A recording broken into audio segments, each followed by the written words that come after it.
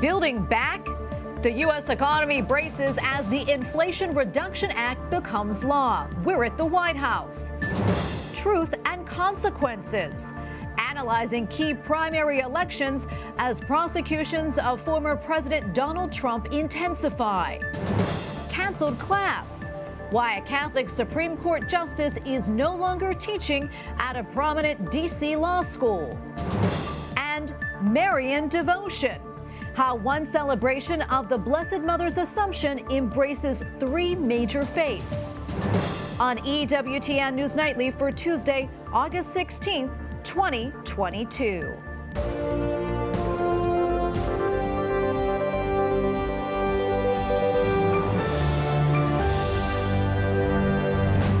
Thank you so much for being with us tonight on this feast of St. Stephen of Hungary. I'm Tracy Sable. President Joe Biden returned to the White House today, but the First Lady was not with him. She tested positive for COVID-19 and is experiencing mild symptoms. Meanwhile, the president signed a bill that spends billions of dollars and divides Democrats and Republicans. White House correspondent Owen Jensen reports. Owen? Tracy, first, a little more on the First Lady. She's been on vacation with the president in South Carolina. Now she's taking Paxlovid, an antiviral drug, and is isolating. The President Biden, tested negative. And this afternoon, he put his signature on the much celebrated, but also much maligned Inflation Reduction Act. At the White House, President Joe Biden signs the Inflation Reduction Act into law. The bill I'm about to sign is not just about today, it's about tomorrow. It's about delivering progress and prosperity to American families. President Biden also tweets, "The Inflation Reduction Act will position America to meet my climate goals, saving families hundreds of dollars a year on energy costs. And for families that take advantage of clean energy and electric vehicle tax credits, they could see more than twice the savings." Also in the legislation, a $2,000 cap on out-of-pocket prescription drug costs for Medicare recipients. Brian Deese, the director of the National Economic Council, spoke to that. Reducing costs in Medicare is one of the ways that this bill actually reduces the federal deficit. Still with inflation raging near its highest level in 4 decades, gas prices at $3.94 a gallon, Americans are looking for help now. Another reason for skepticism, Republicans write, when you vote to raise taxes, hire 87,000 new IRS agents, and make inflation worse, voters rightly have questions. But the chairman of the U.S. Conference of Catholic Bishops Committee on Domestic Justice and Human Development recently wrote, "I am also grateful for provisions in the bill that will lower prescription drug costs for those who rely on Medicare and continue to call on lawmakers to ensure all health care policy respects the inherent dignity and right to life of every human being." And with the First Lady's COVID diagnosis, she'll have to miss her planned trip to Florida for later this week. She was supposed to honor injured troops participating in the Warrior Games at Disney World. At the White House, Owen Jensen, EWTN News Nightly. Well, the Justice Department opposes publication of the sworn statement which prompted the FBI to search former President Donald Trump's Florida estate. The former president has called for unsealing the affidavit. Several news organizations have also filed requests to make it public, but the government wants a federal court to keep it sealed to protect the investigation and the identity of the witness. And coming up later in the newscast, analysis of the Mar-a-Lago search and the impact of the Inflation Reduction Act, as well as a look at today's primaries from Tom Bevan, co-founder of Real Clear Politics. The pro-life heartbeat law in Georgia will remain in effect. A state judge ruled yesterday that he does not have authority to block the law while a lawsuit by pro-abortion supporters works its way through the court. Questions have been raised about safety codes and years of government-imposed restrictions on building churches in Egypt. It comes after more than 40 people died in a fire at a Coptic Orthodox church on Sunday, blamed on electrical short circuit. Well, U.S. Catholic bishops are denouncing Lebanon's government, that is, for detaining a Maronite Catholic prelate last month. A statement says Archbishop Musa El-Hajja was returning from Israel with aid and finances which authorities confiscated during a border inspection. Iran has submitted a written response to the European Union as part of ongoing negotiations to restore the 2015 nuclear deal. For the moment, we are studying it and we are consulting with the other JCPOA participants.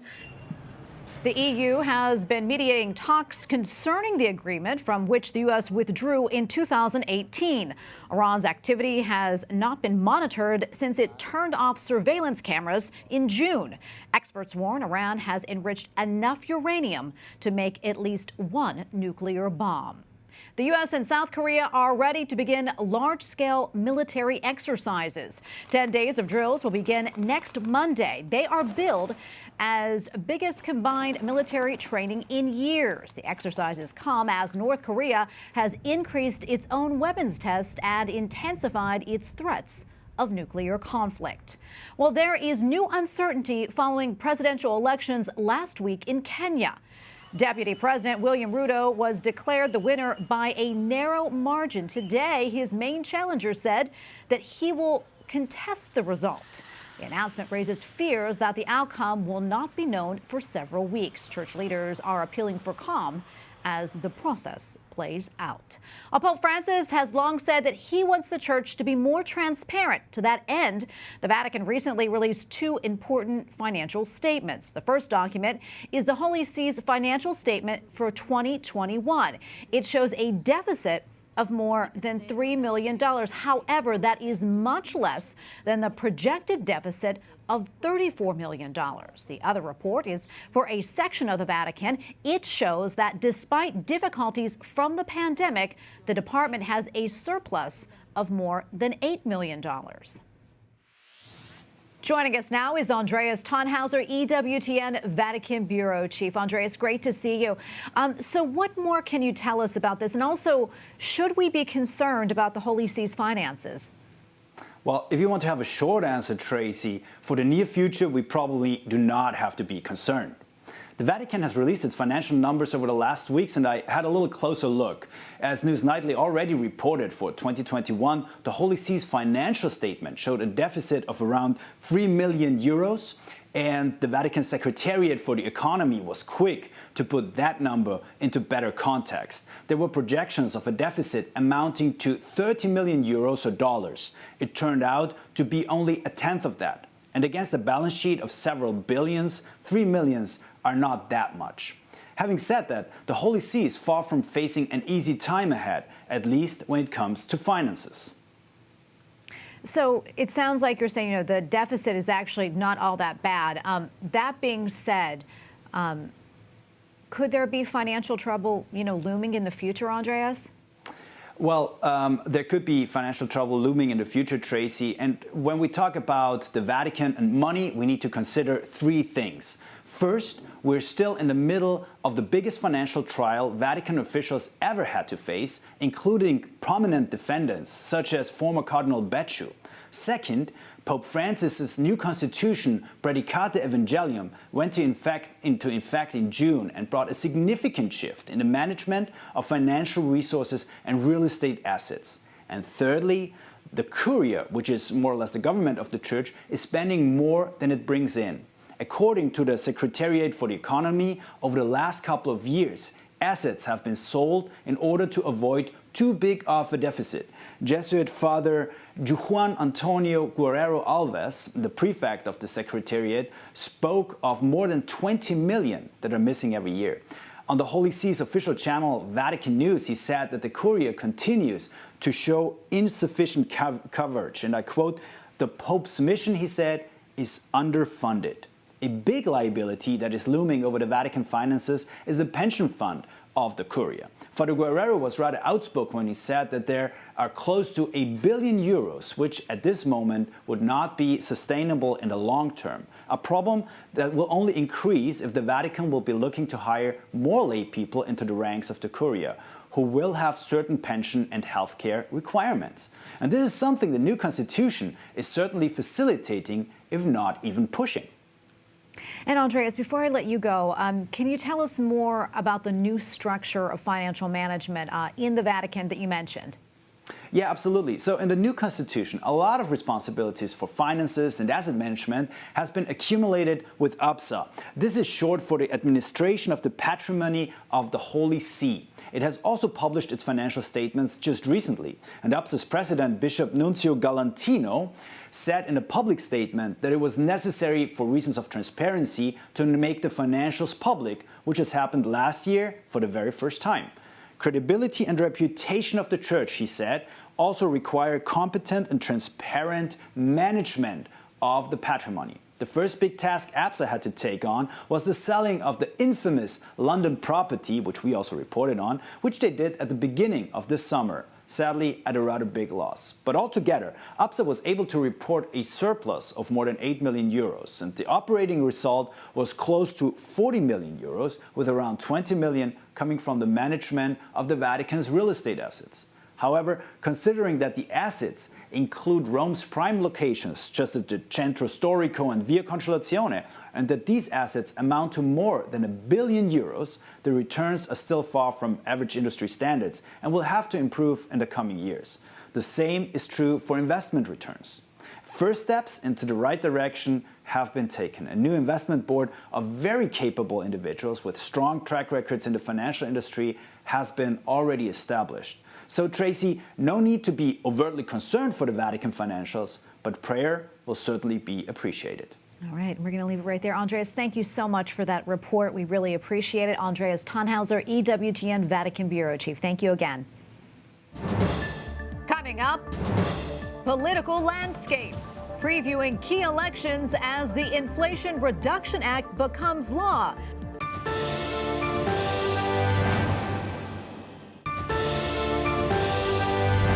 As we reported earlier, President Joe Biden signed the Inflation Reduction Act into law this afternoon. However, many economists are skeptical that the law will actually help to bring down the record high inflation that Americans are facing.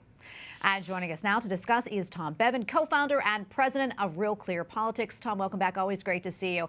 First off, your thoughts on the Inflation Reduction Act and how it will help or hurt the American people. Well, I think there's a lot we're going to have to find out. I mean, obviously, the Democrats are touting the investments that this is making in the environment. They are touting the prescription drug cost, lowering of prescription drugs and the like. And Republicans are pointing out that this is also going to be adding 80,000 IRS agents in the future, and that the bill, as you mentioned, will do, a lot of economists say it will do actually nothing to actually lower inflation. So I think there's a lot about this bill that remains to be seen, whether it's going to be helpful or harmful to the American public. As a political matter, it's a good day for Joe Biden. It shows that his government can actually do something, get something done. Democrats need something to take to voters this fall with only 90 days until the election. And so they have something they can tout now. Whether it ends up being a net positive in the long run remains to be seen. Yeah, and one thing I want to get to, too, is also the primaries. I know you have your eyes on that. And Representative Liz Cheney, she's facing some fierce competition in her primary in Wyoming by Trump-backed challenger Harriet Hagman. How much, if at all, do you think Cheney's distaste, we'll call it, for the former president, including her voting to impeach him and heading up the January 6th committee, how much do you think that'll play into this primary? Oh, I mean, it's the entire ballgame. I mean, she won her last race by about 40 points. She's probably going to lose today by about the same margin. And obviously, Wyoming's a very red state. A lot of Trump supporters there, and Liz Cheney has made it her mission to, as she has openly said, to keep this president, keep President Trump, former President Trump, away from the Oval Office. She's made it her personal mission. And so as a result, she's been, censured, kicked out of the Republican Party in Wyoming, and she is now on track to lose greatly. And we'll see what she does after that, if there's any, what she will do beyond politics. But her political career is going to end today in Wyoming. Yeah, another big race to watch is in Alaska. Senator Lisa Murkowski, who also voted to impeach the former president. Can you tell us a little bit more about this primary, that is? I know it's being conducted a little bit differently than in other states. Right. So Alaska is using ranked choice voting for the first time, which critics say, including Sarah Palin, who's on the ballot today, is confusing to voters and going to create a mess. We'll find out. But basically, Alaskans are going to go to the polls and they are going to rank the candidates in their choice from first through fourth or fifth or however many candidates are on the ballot. And those candidates will move on. Unless someone wins 50% of the vote, those candidates are going to move on to a general election where they're going to find out, one candidate will be eliminated through each round of voting until one person is left that gets more than 50%. So Lisa Murkowski is going to easily clear that bar in this vote, as will her opponent, Kelly Tshibaka. She's backed by Donald Trump. So we'll set up a real showdown in the fall. And we'll see what happens with the House seat that Sarah Palin is running for. There are 3 candidates in that race that will all get a decent amount of votes, and we'll have to see who ends up on the outside of that race. Yeah, Tom, another thing I want to talk about on a different note here, the Justice Department and Attorney General Merrick Garland have faced backlash over the FBI raid of Mar-a-Lago, as you know, especially since the DOJ doesn't want to unseal the affidavit that shows probable cause for this unprecedented action. Your reaction to that, and do you think that our institutions are becoming too politicized? Well, I do. My personal opinion is that they are, and it continues to get worse. I think this decision by Merrick Garland, I mean, whether you agree with the fundamentals of it or not, there's no question that the way that they went about taking this step was going to undermine the trust in this institution, given that this is an unprecedented thing. It's never been done before, and here it's being done to former President Trump, who is already seen by at least half the population to have been persecuted by elements within the government. And so I think it's unfortunate. I think it will continue, and I do think that this requires an unprecedented level of transparency, and that not only should that as the warrant was revealed, but the affidavit needs to be released as well. The American people need to see exactly what went into this decision-making process. What Merrick Garland did the other day, his statement that he gave, 4 minutes, giving really no answers to this other than he personally approved this raid, that's not good enough. And Tom, before I let you go, what else are you following? Well, I mean, this is the biggest story, the one we just mentioned, and there's going to be a hearing tomorrow by a judge as whether they will unseal this affidavit. I mean, the consequences of this raid at Mar-a-Lago will have huge implications, I think, for not only just 2022, but 2024. It is galvanizing voters around President Trump, even those who probably didn't want him to run for president in 2024. And so as this story plays out, I'm going to be watching this very carefully and watching how it's moving public opinion, both in the short term for 2022 and in the longer term for 2024. Yeah, it really is the big story right now. Tom, thanks so much for weighing in. Appreciate it, as always. Absolutely. Thank you. Up next, chilling effects. Why a Catholic Supreme Court justice isn't teaching his law school class. Plus, Marian devotion. A procession in an African city honors the Blessed Mother's heavenly intercession.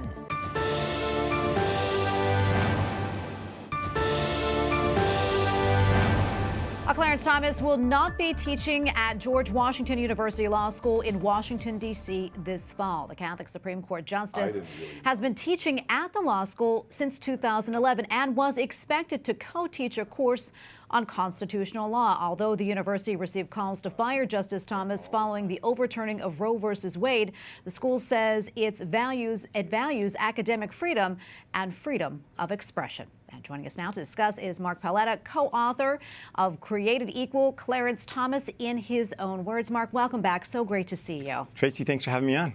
So let's talk a little bit more about this decision by Justice Clarence Thomas not to teach the class. What went into that?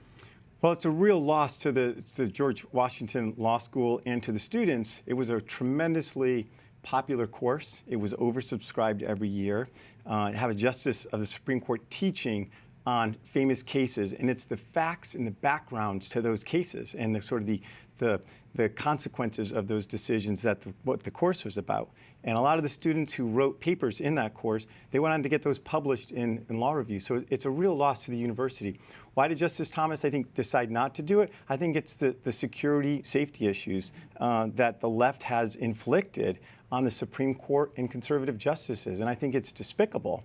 But the idea, this rumor or this notion that Justice Thomas was sort of decided not to teach because of this what I call sort of this snowflake petition by students that don't want to have somebody on their campus who has a different view on something is absolutely, it's untrue. It didn't have anything to do with his decision not to teach there.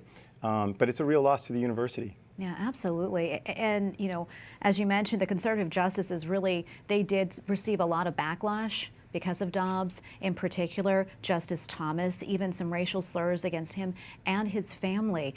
Can you talk more about that, and also how he handled that and how his Catholic faith helped him to handle that as well? Sure. And when you say backlash, I mean, let's be clear. It was assassination attempts. I mean, this is unprecedented. This is what the left does. They want to destroy the Supreme Court. They want to go after these justices. And I think he looked to his faith. As we know, in the back of the book on Justice Thomas, there's a litany of humility that he has hanging up in his chambers, and it says, Jesus, keep me from wanting to be esteemed, keep me from wanting to be respected, keep me from the fear of being humiliated and criticized. And so that's what drives Justice Thomas. So, the critics have been after Justice Thomas for 40 years. He's been on the Supreme Court for 30 years. What's astonishing to me, or remarkable, is how the court has moved in Justice Thomas's direction on almost every single issue over these 30 years. He was writing solo dissents, and now, from the Dobbs decision to the gun decision to the EPA decision on reining in the administrative state, those are all issues that Justice Thomas was writing on, planting the seeds, and the court has now followed in his direction. Yeah, and that's one thing I wanted to talk about. We weren't able to do it the last time you were on, but his jurisprudence and really what guides him in these decisions. Sure, it's faithfulness to the Constitution. It's originalism. It's looking at the text of the Constitution, not substituting his policy choices for what the Constitution commands. And like in Dobbs, it goes back to the states to decide what to do on abortion. And that is a humble justice. That is a justice who understands his role on the Supreme Court and in our society. That's what makes it a great country, that the people get to decide on issues that aren't spelled out on the Constitution. So, he's going to be fine. It's just a loss for George Washington to have one of our greatest justices in our history not teach at their school. And it's all led by, again, the petition had nothing to do with it, but it's the general violence of the left that's made it very difficult, I think, for certainly the conservative justices to move about and go out in public or at universities. And that's sad. It's sad. It is sad for sure. One of the things I want to touch on before we run out of time, there's a bill that was recently that is introduced that would impose term limits on the justices. Talk to us more about that. And what do you think that signals?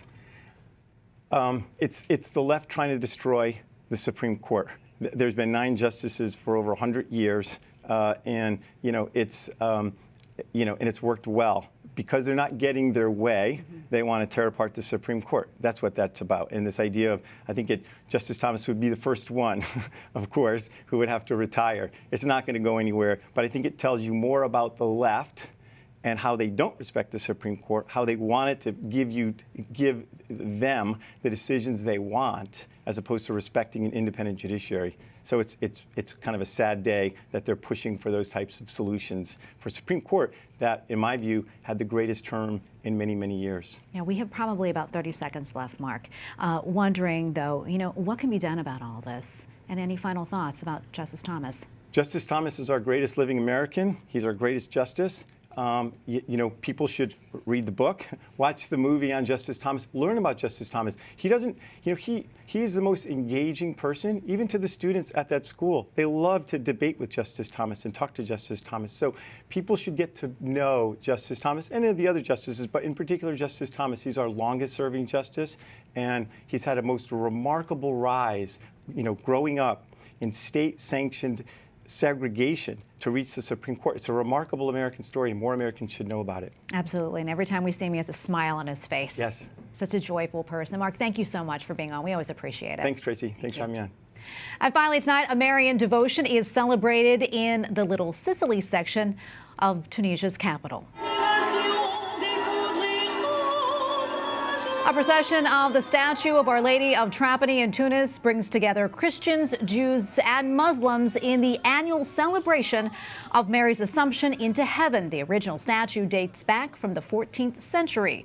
It honors the prayer of a Christian knight whose life was spared from a shipwreck. We thank you for watching tonight. For the entire EWTN News Nightly team, I'm Tracy Sable. Good night and God bless.